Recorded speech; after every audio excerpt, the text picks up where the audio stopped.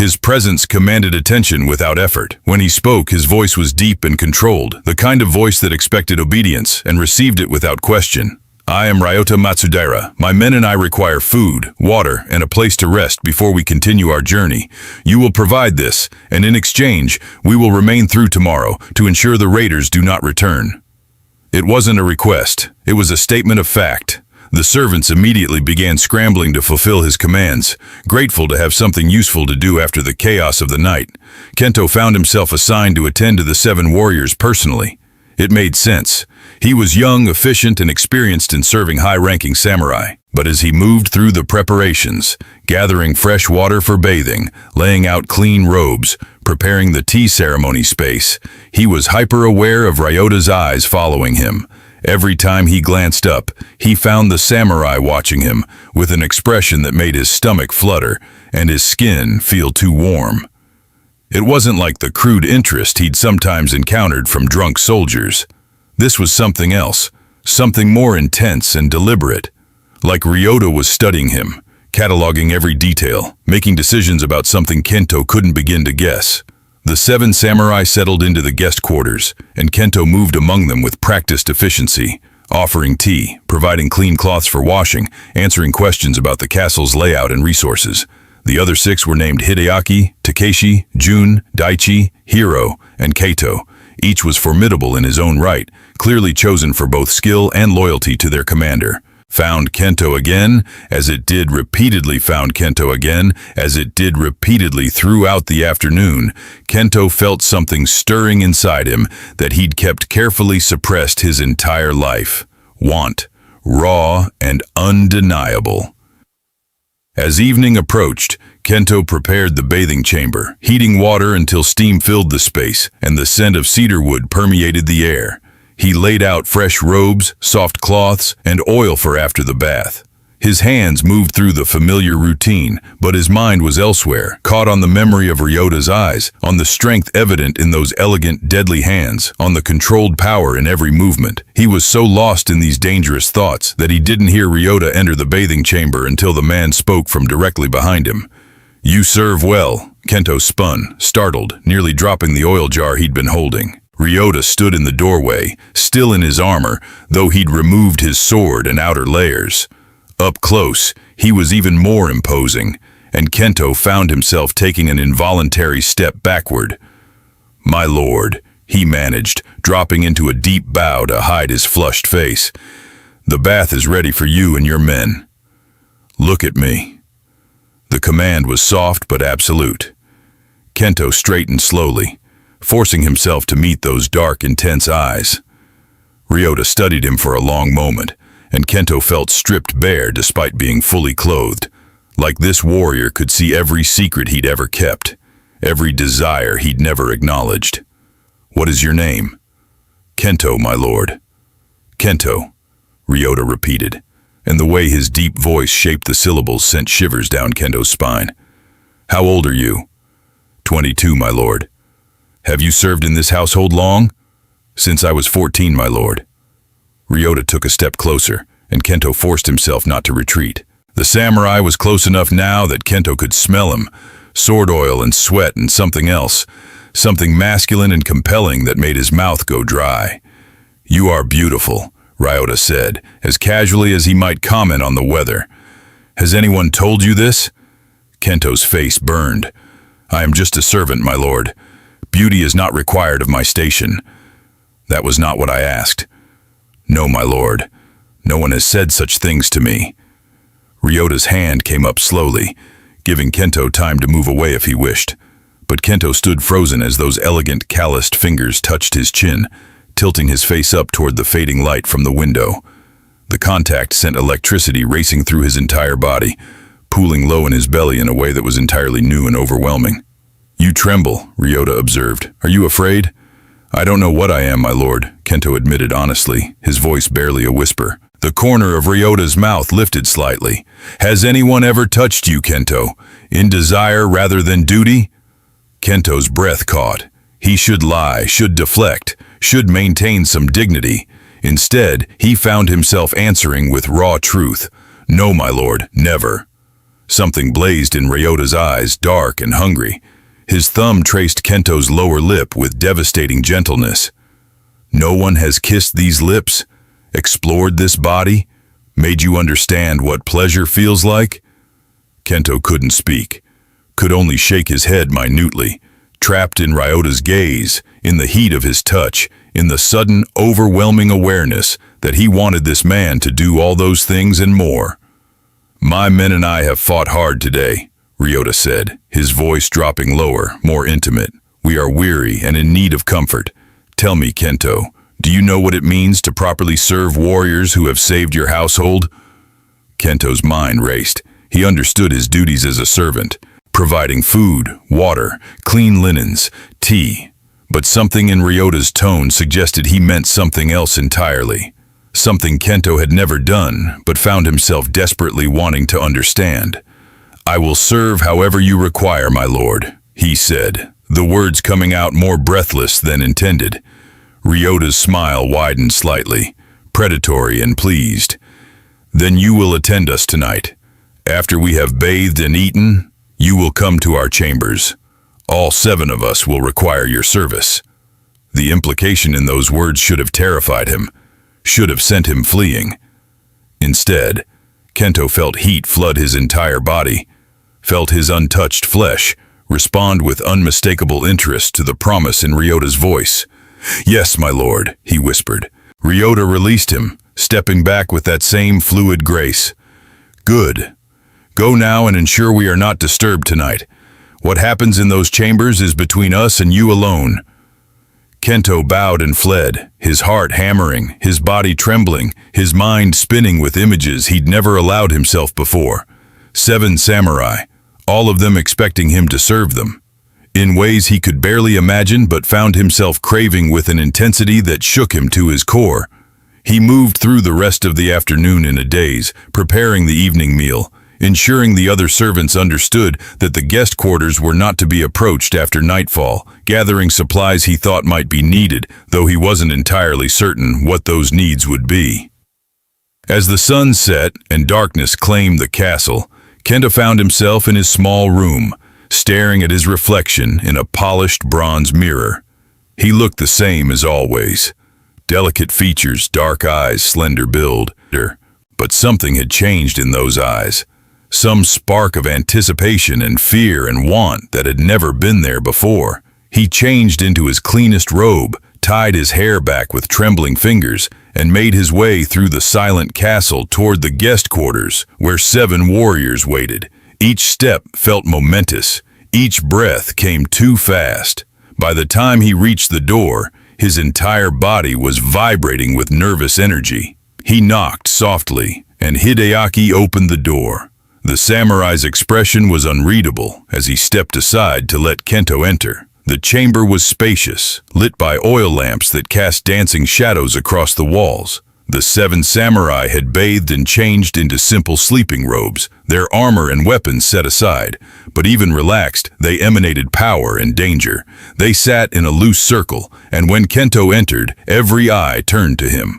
At the center sat Ryota, looking utterly at ease, utterly in command. He gestured to the space before him. "Come here, Kento." Kento's legs felt unsteady as he crossed the room and knelt before the samurai lord.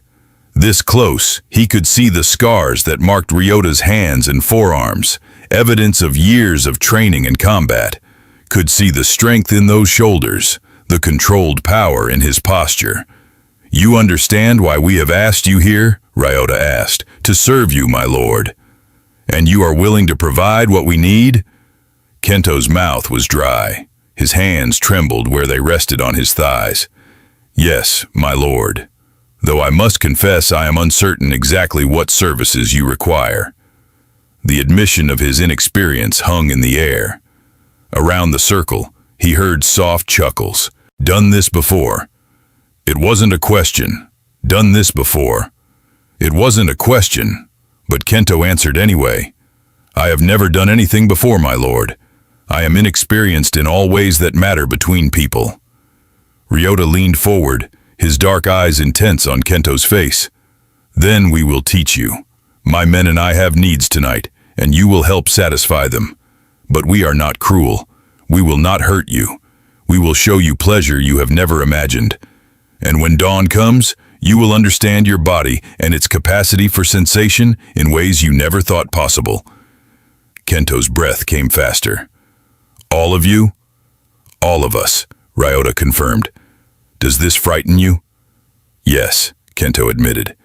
But it also makes me feel things I do not have words for. Desire, Ryota said simply. Anticipation. Need.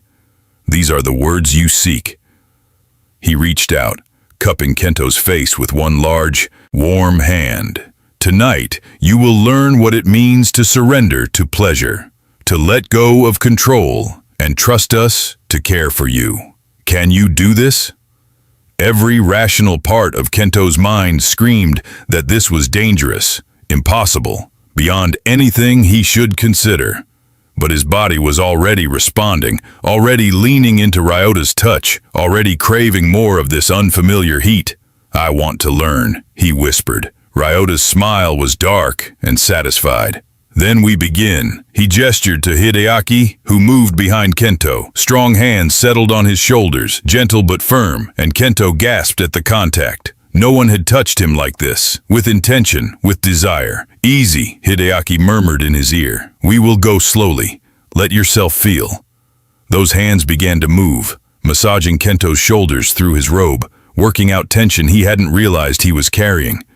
Kento's eyes fluttered closed at the sensation, at the unexpected pleasure of being touched with such care. In front of him, Ryota began untying his own sleeping robe, letting it fall open to reveal the body beneath. Kento's eyes snapped open, and he couldn't help but stare. Ryota was magnificent. Lean muscle defined by years of training, several scars marking his chest and abdomen like badges of survival, his skin warm and golden in the lamplight. And lower, evidence of his arousal was unmistakable, impressive and slightly intimidating. You like what you see, Ryota observed. Not a question, but a statement of fact. Kento could only nod, his mouth too dry for words. He'd never seen another man's body like this, never allowed himself to look with desire. Now he couldn't look away. Around the circle, the other samurai were also opening their robes, revealing bodies honed by martial training, each different but all powerful, all beautiful in their own way, and all watching Kento with varying degrees of hunger and anticipation. Tonight, Ryota said, his voice low and commanding, you will learn to please us with your hands and your mouth. You will discover sensations you have never experienced. And if you prove yourself willing and capable, you will know what it feels like to be thoroughly claimed. Do you understand? Kento's whole body was trembling now, but not from fear, from want, from desperate curiosity, from the need to know what his body had been denying itself for 22 years. Yes, my lord, he breathed. Then come closer, Ryota commanded, and put your hands on me. Kento leaned forward on trembling knees, reaching out with shaking hands. When his fingers made contact with Ryota's chest, he gasped at the heat of skin against skin, at the solid muscle beneath his palms, at the way Ryota's breath hitched slightly at the touch. Good, Ryota encouraged. Explore, learn, touch me however you wish. Permission to want, permission to touch, permission to discover.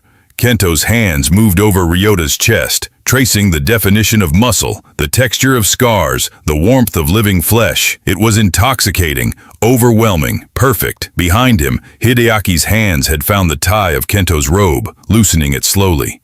Cool air hit his skin as the fabric parted, and then more hands were on him. Jun and Takeshi had moved closer, their touches joining Hideaki's, stroking Kento's back, his sides, his shoulders. Kento made a sound low in his throat, something between a gasp and a moan. So many sensations at once, so much pleasure from simple touches. His untouched body was already overwhelmed, already desperate for more. You are so responsive, Ryota murmured, approval clear in his voice. So sensitive. We are going to enjoy teaching you everything. His hands came up to cup Kento's face, tilting it upward. Their eyes met and held, and in that moment Kento saw his future stretching before him. One night that would change everything. One night where he would discover what his body was capable of feeling. Then Ryota kissed him, and Kento's entire world exploded into sensation.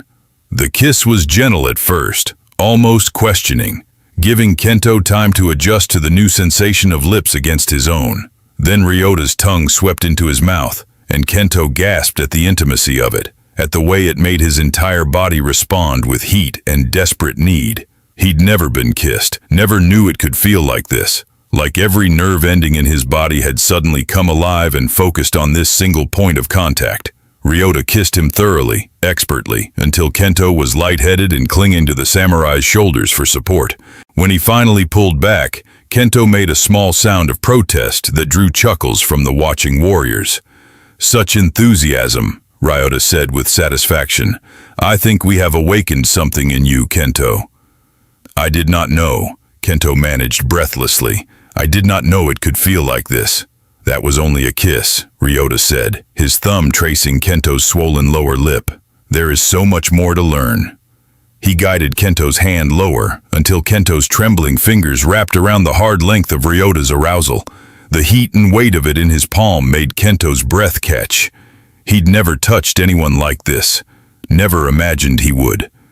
"Like this," Ryota instructed, guiding Kento's hand in a slow, firm stroke. "Feel how you affect me, how much I want you." Kento's hand moved again, experimenting, and he was rewarded with a low groan from Ryota. The sound sent a thrill through him. He had done that, had made this powerful warrior respond with pleasure. Around him, the other samurai were moving closer.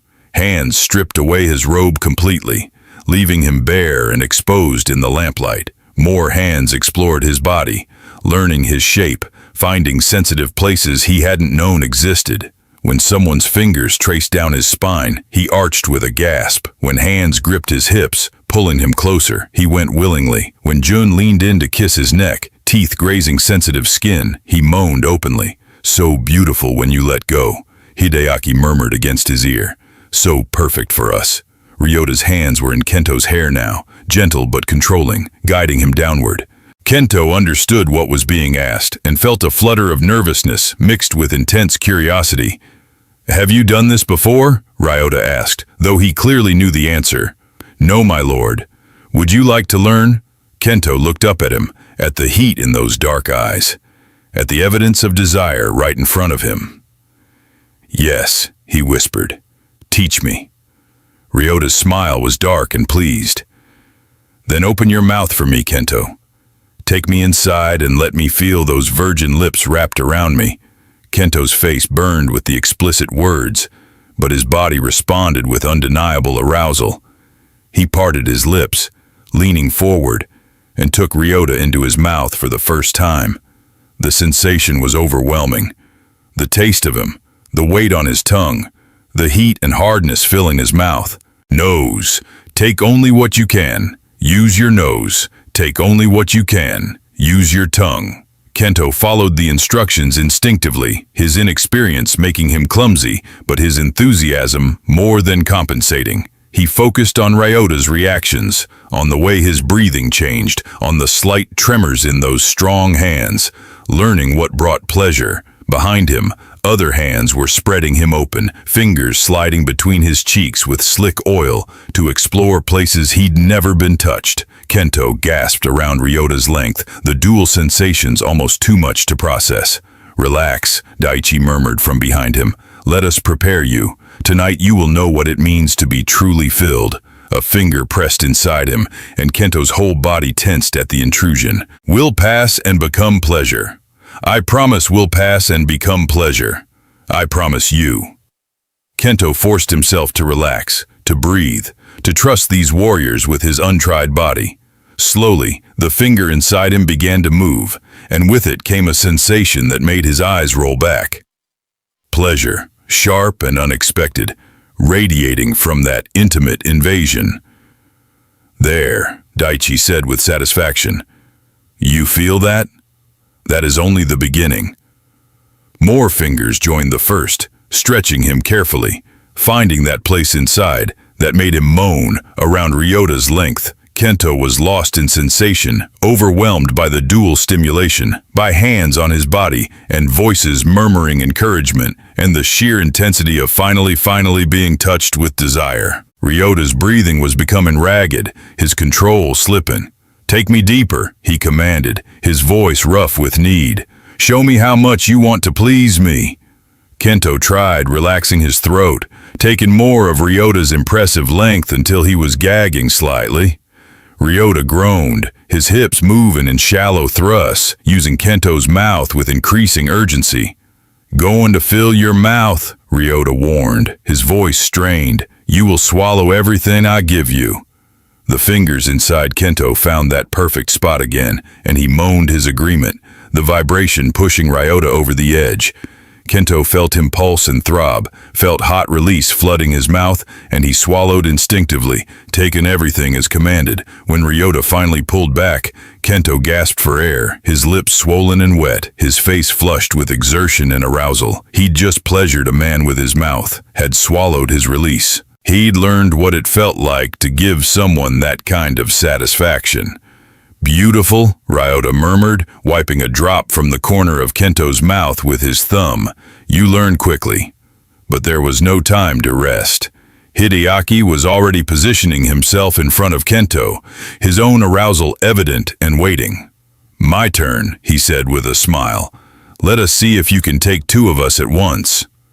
Kento's eyes widened as understanding dawned. While Hideaki filled his mouth, Daichi was preparing to enter him from behind. He would be claimed from both ends simultaneously. The thought should have terrified him. Instead, it sent a wave of dark excitement through his inexperienced body. "Can you do this?" Ryota asked, stroking Kento's hair with surprising tenderness. "Can you serve two of us at once?" Kento looked up at him, at the approval and heat in those dark eyes, and felt something shift inside him, a surrender to sensation, to desire, to the need to know every pleasure his body could experience. "Yes," he whispered, "use me, teach me, I want to know everything." Hideaki's hands guided Kento's face forward, while Daichi positioned himself behind, the blunt pressure against Kento's entrance making his breath catch. This was it, the moment his virginity would be taken completely, claimed by warriors who knew exactly what they were doing. "Breathe," Daichi reminded him, one hand stroking Kento's lower back soothingly. "Relax and let me in. The preparation was thorough. Your body is ready even if your mind doubts." Kento took Hideaki into his mouth just as Daichi began to push inside from behind, and the dual sensation was overwhelming. He was being filled from both ends, stretched and claimed and used in ways he'd never imagined. The pressure was intense, bordering on pain, but underneath it was something else, something that made his untouched body sing with desperate need. "That's it," Hideaki groaned as Kento's mouth enveloped him. "Take me deep.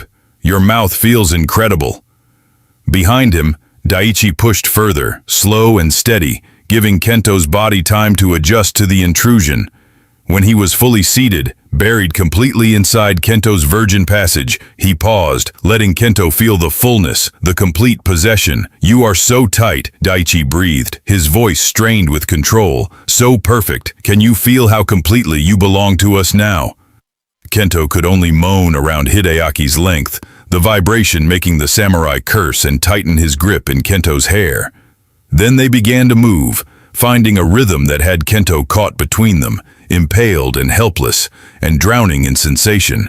Every thrust from behind pushed him forward onto Hideaki. Every time he pulled back to breathe, Daichi filled him deeper. The coordination between the two warriors was perfect, practiced, as if they'd done this before with other willing partners, and Kento surrendered to it completely. Let them use his body for their pleasure, while discovering his own capacity for ecstasy. The other samurai watched with hunger in their eyes, touching themselves as they witnessed Kento's initiation. Ryota's gaze was particularly intense, dark and possessive, as if he was cataloging every sound Kento made, every tremor that ran through his body. "He takes it so well," Takeshi observed, his hand moving slowly over his own arousal. "Look how eagerly he serves, how perfectly his body responds." "A natural," Jun agreed, "made for this, made to be claimed and filled and treasured." The words should have shamed him, should have made him feel degraded. Instead, They sent heat flooding through Kento's veins, made his own neglected arousal throb with desperate need. He was being praised for his surrender, valued for his willingness to please. And something about that validation, that acceptance, made him feel more alive than he ever had. Daiichi's rhythm increased, his hands gripping Kento's hips hard enough to leave marks. "Going to fill you," he warned, his voice rough with approaching release. "Going to claim this virgin passage and make it mine." Kento moaned his permission, and Daiichi's control shattered. He thrust deep and held there, and Kento felt the hot pulse of release flooding his insides for the first time. The sensation was strange and overwhelming and oddly satisfying, being marked from within, being filled with evidence of Daiichi's pleasure. Hideaki followed moments later, pulling Kento's face down until his length was buried deep in Kento's throat. "Swallow," he commanded, and Kento did, taking everything Hideaki gave him, learning to handle the sensation without panic. When they finally pulled away, Kento collapsed forward onto his hands, gasping for breath, his body trembling with exertion and unfulfilled need. He'd served 2 warriors and brought them pleasure, but his own body was aching, desperate for release it hadn't received. Ryota was there immediately, gathering Kento into his arms with surprising gentleness. "You did beautifully," he murmured against Kento's hair. "So brave, so perfect for us. But you need to finish too, don't you? Your body is begging for it." Kento could only nod, beyond words, his untouched arousal almost painful in its intensity. Ryota laid him back on the cushions, arranging his trembling limbs with care, and then his hand wrapped around Kento's length with firm, knowing pressure. The touch was electric. Kento arched off the cushions with a cry, his virgin body so sensitive that even that simple contact felt overwhelming. Ryota stroked him with practiced skill, his other hand exploring Kento's body, finding sensitive places and exploiting them ruthlessly. "Let go," Ryota commanded, his voice low and hypnotic. "Show us how beautiful you are when you come apart. We want to see you lose control." It took only moments. Kento's body had been wound too tight for too long, overstimulated by the dual claiming, desperate for release. When climax crashed through him, he screamed, his back bowing, his entire body convulsing with the intensity of it. Pleasure unlike anything he'd ever given himself flooded through him in waves that seemed endless. Ryota worked him through it, wringing every last tremor from his oversensitive body, until Kento was gasping and pleading for mercy. Only then did he relent, gathering Kento close against his chest, letting him shake and recover in the safety of strong arms. "Rest now," Ryota murmured. "You have served 2 of us well, but the night is still young, and there are 5 more who wish to know your body." The words should have terrified Kento's exhausted form. Instead, he felt dark anticipation stirring despite his weariness. 5 more. He would serve them all before dawn, would learn what each preferred, how each claimed, what pleased each warrior. The thought was intoxicating, but Ryota allowed him time to recover, to drink water and catch his breath, before June approached with hunger in his eyes. This samurai was slightly smaller than the others, lean and quick, with an intensity that suggested controlled violence barely restrained. "I want to see your face when I enter you," June said, positioning Kento on his back, spreading his legs wide. "Want to watch your eyes when you feel me inside." Kento's passage was already prepared, already opened by Daiichi's thorough claiming. When June pushed inside, the stretch was still intense, but the pain was less, replaced more quickly by that strange pleasure that radiated from his core. And June was true to his word, watching Kento's face with rapt attention as he began to move. "There," June murmured when Kento gasped, his angle shifting to hit that place inside that made stars explode behind Kento's eyes. "Found it. Going to make you come just from this, just from being filled." He was true to his word. June's thrusts were precise and controlled, each one hitting that perfect spot, building pressure inside Kento until he was writhing, his untouched arousal hard again despite his recent release. The other warriors watched, some touching themselves, some simply observing with dark interest as June worked Kento toward another climax. When it hit, Kento's vision whited out completely. He came without being touched, his body clenching around Jun's length, pleasure so intense it almost hurt flooding through him. Jun cursed and followed, filling Kento a second time, marking him from within. "Beautiful," Ryota said from where he watched. "Absolutely beautiful. Look how responsive he is, how perfectly his body learns to take pleasure." Takeshi was next, and he should have shamed Kento, but by now he was beyond such concerns. Lost in sensation and the strange satisfaction of being wanted so thoroughly. Takeshi was larger than the others, and even prepared as he was, Kento felt the stretch keenly, but the samurai was patient, working himself inside slowly, praising Kento's acceptance, his willingness, his beauty. And when he was fully seated, he stayed still for a long moment, letting Kento adjust, his hands stroking soothingly along Kento's spine. "You feel incredible," Takeshi groaned. "So tight still, despite taking 3 of us. Your body was made for this, made to be claimed and filled and treasured by warriors who know your worth." The words, the praise, the acceptance, it all combined to make Kento feel valued in ways he'd never experienced. Not as a servant defined by his usefulness, but as a person desired for himself, for his body, and his willingness, and his beauty. The transformation was profound. Takeshi's rhythm was slow and deep, almost meditative, each thrust deliberate and thorough. He took his time, drawing out his pleasure and Kento's, making it last until Kento was trembling and begging for release, for more, for anything to ease the building pressure. When Takeshi finally let himself go, he pulled Kento upright against his chest, one arm banded across Kento's torso to hold him in place, while the other wrapped around his arousal and stroked him to completion in time with his final thrusts. One filling his mouth, while the other one filling his mouth, while the other claimed his well-used passage, the dual possession now familiar enough that Kento could lose himself in it without fear. They were less gentle than the others, driven by watching their companions claim this willing servant, and Kento discovered he enjoyed their urgency, their need, the way they used his body with single-minded intensity. When they finished, Kento was marked inside and out, exhausted and satisfied, and utterly transformed. He'd served 6 warriors, had learned more about pleasure in one night than most people learned in a lifetime. His body ached in the most delicious ways, reminders of every claiming, every touch, every moment of surrender. But there was still Ryota, the leader who had started all this, who had seen something in Kento worth claiming, worth teaching, worth treasuring. And as the other samurai settled back to watch and recover, Ryota gathered Kento into his lap, cradling him with surprising tenderness. "You have been magnificent," Ryota murmured against Kento's temple. "Brave and beautiful and so perfectly responsive. My men are satisfied and grateful for your service. But I want something more from you, Kento, something beyond the physical." Kento looked up at him, his eyes heavy with exhaustion but still curious. "What more could I possibly give, my lord? You have claimed every part of me." "Your heart," Ryota said simply. "Your trust. Your willing surrender not just of body but of soul.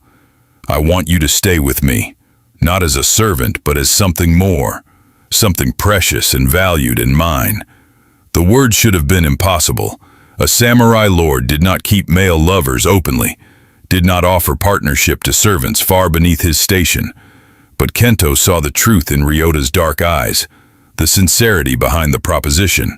"I am just a servant," Kento whispered. "I have nothing to offer someone like you."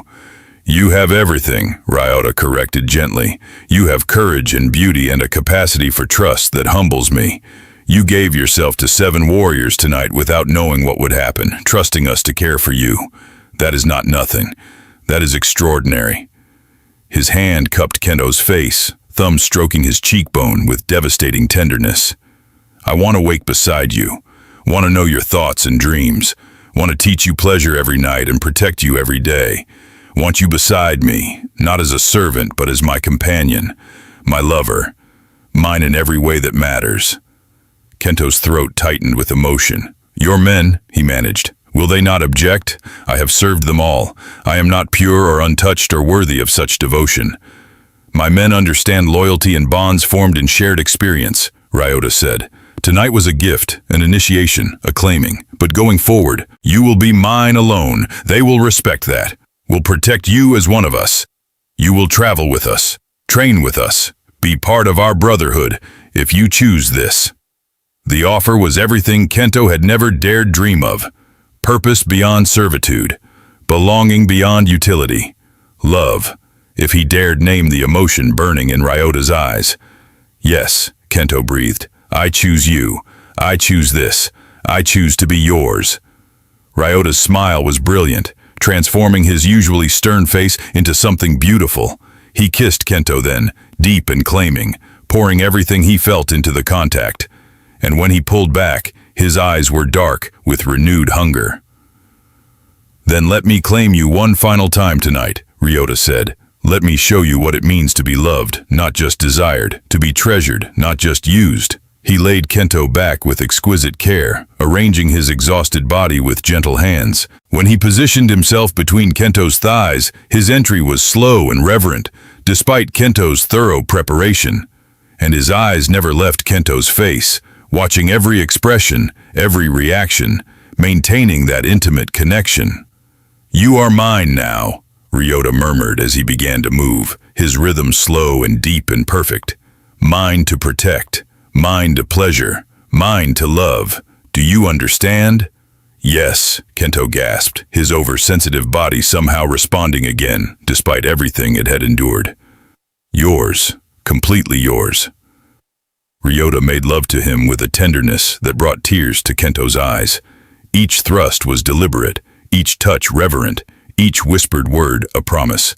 This was different from the claiming by the other warriors. This was personal and intimate and transformative in ways Kento felt in his very soul.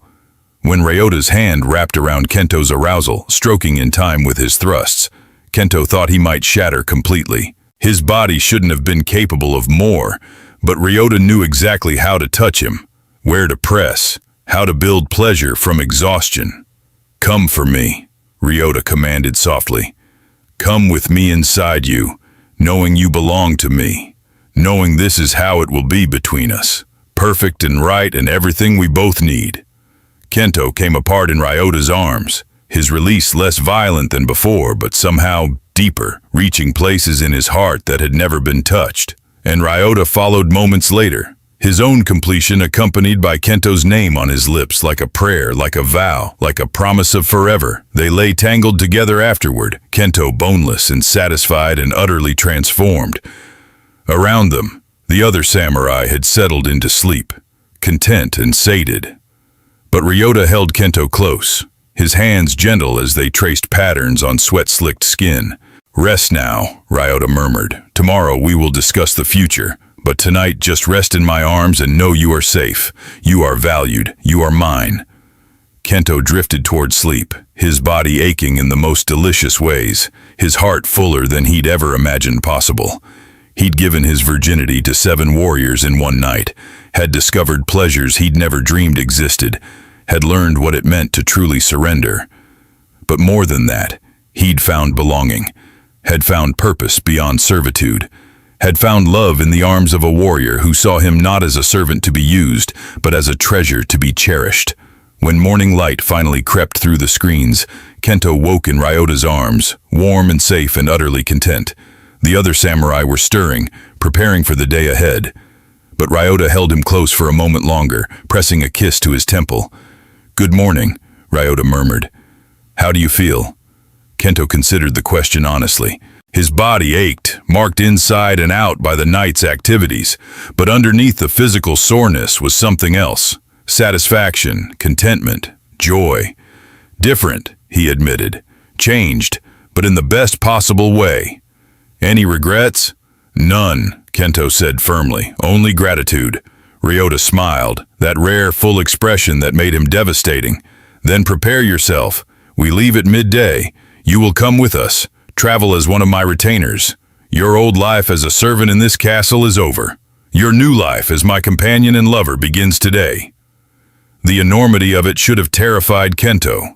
But as he looked into Ryota's eyes, at the certainty and devotion he saw there, he felt only excitement, only anticipation for whatever came next. The other samurai greeted him warmly as he rose and dressed in clothing Ryota provided, simple but well made, befitting a retainer rather than a servant. They treated him with respect and a knowing camaraderie that suggested last night had bonded them in ways beyond the physical. Kento was one of them now, accepted and valued. When Lord Takahashi's forces returned to the castle later that morning, they found the raiders defeated and the household safe. The Lord was profoundly grateful to Ryota and his men, offering payment and favors. But Ryota asked for only one thing. The servant Kento, he said, I wish to take him into my service. He has proven himself capable and loyal, and I have need of such qualities among my retainers. Lord Takahashi, relieved to be free of debt so easily, agreed immediately. Kento's few possessions were gathered, and by midday he stood beside Ryota's horse as the 7 samurai prepared to depart. The other servants watched with envy and confusion. Kento, who had been invisible for so long, was leaving with these legendary warriors. Kento seated behind Ryota on his horse. Arms wrapped around the samurai's waist, he looked back only once. At the life he was leaving, at the servitude and invisibility and hollow existence he'd thought was all he deserved. Then he turned forward, pressing his cheek against Ryota's broad back, feeling the strength and warmth of the man who had claimed him so thoroughly. The future was uncertain, filled with travel and danger, and the constant movement of warriors in service to their lord, but it was also filled with belonging and purpose and love. That night, when they made camp in a forest clearing, Ryota claimed Kento again, but this time they were alone, the other samurai keeping watch at a discreet distance, giving their commander privacy with his chosen one. Ryota made love to him slowly under the stars, whispering words of devotion between kisses, praising Kento's courage and beauty and worth. And Kento surrendered completely, not just his body, but his heart, trusting this warrior with everything he was and everything he might become. The weeks that followed brought their own challenges.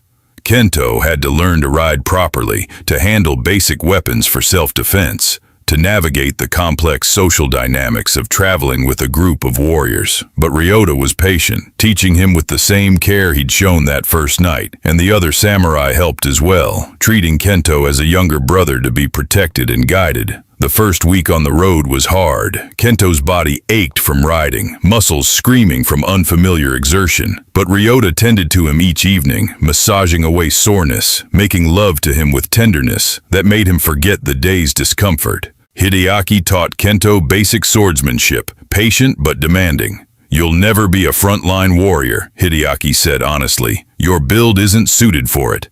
But you can learn to defend yourself and think like a warrior, understand strategy and tactics.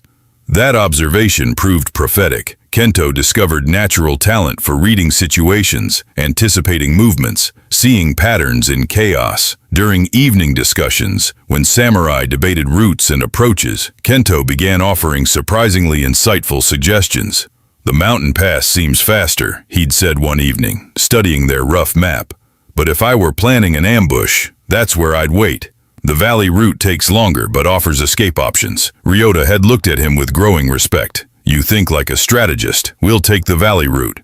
They encountered no trouble, while reports later confirmed bandits had waited in the mountain pass. After that, Ryota consulted Kento regularly, valuing his perspective.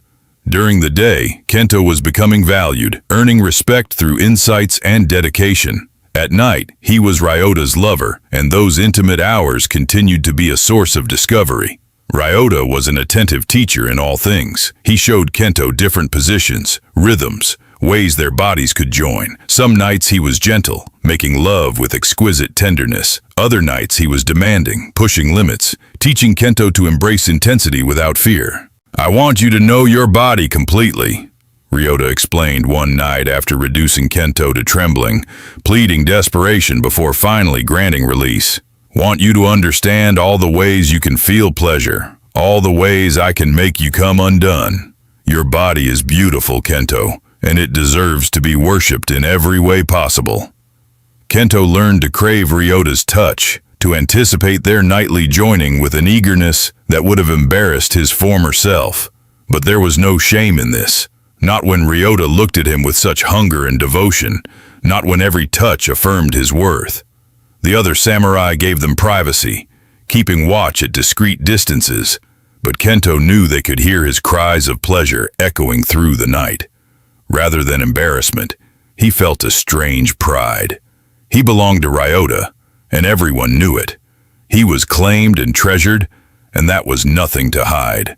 One evening, about 6 weeks into their journey, they made camp near a natural hot spring. The discovery was met with enthusiasm from warriors weary from travel, and they took turns bathing in the steaming water while others kept watch. When Kento's turn came, Ryota joined him, dismissing the others with a gesture. They sank into the hot water together, and Kento sighed with relief as the heat soaked into his tired muscles. Ryota pulled him close, arranging Kento between his thighs, back to chest, so they could both relax in the therapeutic warmth. For a long moment, they simply existed together in comfortable silence, the steam rising around them, the stars visible through the tree canopy above.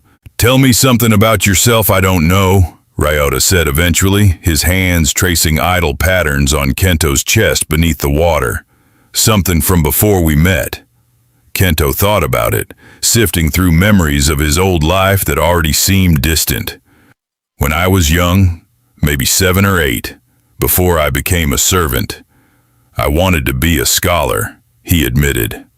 "I loved the few times I was allowed near the castle library, the smell of paper and ink, the way knowledge was preserved in those scrolls and books.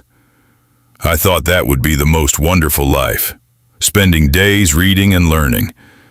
What happened to that dream?" "Reality," Kento said simply. "My family was poor. When the opportunity came to enter service at the castle, it was the best option available. Dreams of scholarship were luxuries I couldn't afford." Ryota's arms tightened around him. "You'll have access to my family's library when we reach the estate," he said. "It's extensive. You can read whatever you wish, learn whatever interests you. Your dreams don't have to stay buried." The casual generosity of the offer made Kento's throat tight with emotion. "You give me so much," he whispered, "more than I ever thought possible." "I give you what you deserve," Ryota corrected, "what you've always deserved but never received, and I'm going to spend my life making up for all those years when you had to bury your wants and dreams." He turned Kento in his arms, their faces close in the dim light. "I love you," Ryota said, the words simple but profound. "Not just desire, not just possession, but genuine love. You've become essential to me, Kento. I need you to know that." Kento's eyes burned with tears that had nothing to do with the steam. "I love you too," he breathed, "more than I have words for. You've given me everything, purpose, belonging, the courage to become more than I was. You've given me myself." They kissed in the hot spring, tender and deep, while around them the night sang with crickets and distant owls. And then Ryota made love to him there in the water, slow and reverent, their bodies joining with practiced ease, their pleasure building gradually until they both found release while clinging to each other in the steaming darkness. Afterward, they stayed entwined in the water, neither willing to break the intimacy of the moment. Kento felt profoundly safe, profoundly loved, profoundly certain that choosing Ryota had been the best decision of his life. 3 months after leaving the castle, Ryota's company arrived at his family's estate for the winter season. Kento was nervous about meeting Ryota's family, uncertain how they would react to his presence, to the obvious nature of his relationship with their lord.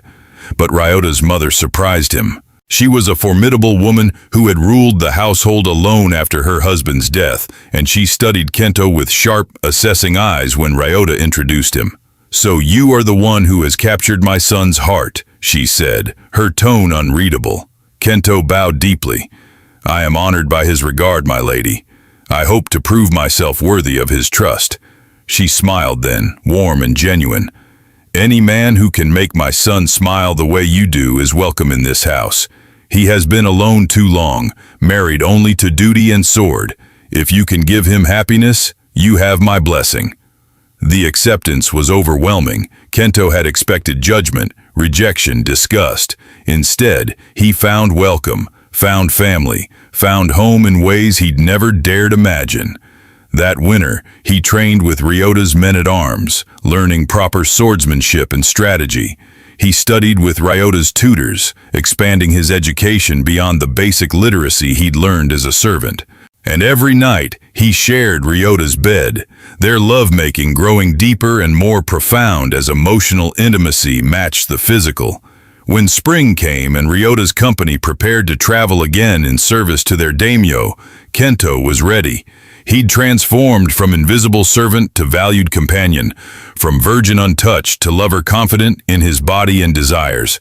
But more than that, he'd discovered his own worth, had learned that he mattered not for what he could do, but for who he was.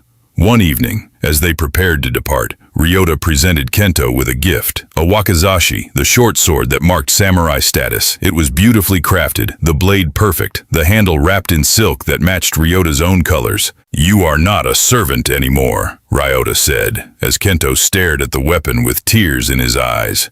"You are my companion, my advisor, my lover. And in time, if you continue your training, you will be recognized as samurai in your own right. You have earned this, Kento, through courage and dedication and the strength to become more than anyone expected." Kento accepted the blade with trembling hands, understanding the magnitude of the gift. Ryota was not just claiming him physically, but elevating him socially, giving him status and recognition that should have been impossible for someone of his birth. "I will honor this," Kento vowed. "Will honor you and your trust in me. Will become worthy of standing beside you, not behind you." "You already are worthy," Ryota said, pulling him close. "You have always been worthy. You just needed to see it yourself." That night, Kento made love to Ryota with new confidence, his touches sure and skilled, his body moving with practiced grace. He'd learned so much in these months, not just about pleasure, but about himself, about his capacity for love and loyalty and courage. Afterward, lying tangled together in the darkness, Ryota spoke softly. "Do you ever regret it? That night when I commanded you to serve us? When you gave your virginity to 7 warriors?" Kento considered the question seriously. That night had changed everything, had set him on a path he could never have imagined. But looking back, knowing what he knew now, experiencing the love and purpose he'd found, he could answer with absolute certainty. "No," he said firmly. "That night was the beginning of my real life. Everything before was just existing, moving through days without truly living. You gave me purpose, Ryota. Gave me love. Gave me myself. I would endure that night and more, 1,000 times over, to have what we share now." Ryota's arms tightened around him. "You are the greatest treasure I have ever claimed," he murmured, "more valuable than any victory, any honor, any glory. You, Kento, are my heart made flesh, and I will spend my life ensuring you never regret choosing me." They traveled together for years after that, through campaigns and battles, through seasons and celebrations. Kento grew in skill and confidence, eventually earning recognition as a samurai in his own right through his strategic brilliance and dedication. But he remained Ryota's always, their bond deepening with each passing year. Other warriors sometimes took male lovers, keeping beautiful youths for companionship and pleasure. But what Ryota and Kento shared was different, deeper, built on mutual respect and genuine love rather than just convenience or desire. They were partners in every sense, equals despite the difference in their births, devoted to each other with a intensity that inspired loyalty in their men and respect from their peers. When Ryota eventually inherited his family's full holdings, becoming daimyo in his own right, Kento stood beside him as his most trusted advisor. Their relationship was known and accepted, even celebrated as an example of loyalty and devotion that transcended social boundaries. Years later, when both men had gray threading through their hair and scars from countless battles marking their bodies, they would sometimes speak of that first night. The night a virgin servant gave himself to 7 warriors and discovered everything he'd been missing. "I knew the moment I saw you," Ryota would say, pulling Kento close in the privacy of their chambers.